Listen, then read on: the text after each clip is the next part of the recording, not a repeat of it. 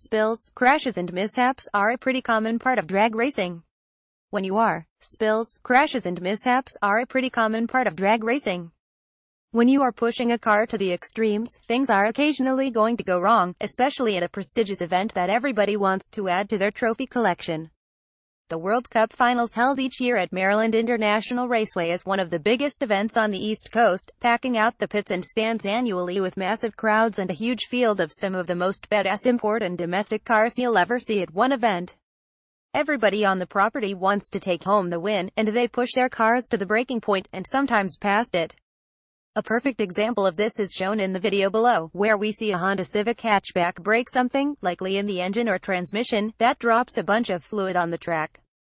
As we all know, fluid is not very conducive to traction, and the car noses into the wall a couple of 100 feet down track.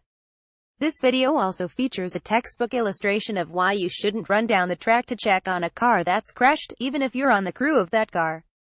The fluid drop doesn't just cause traction issues for the car, it also causes problems for shoes, as two of these crew members found out the hard, and certainly embarrassing, way.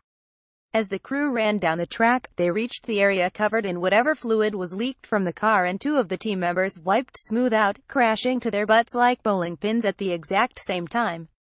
The track crew had been waving to them to get off the track, but in the heat of the moment, they continued right down the lane, eventually wiping out in front of the thousands of spectators on hand.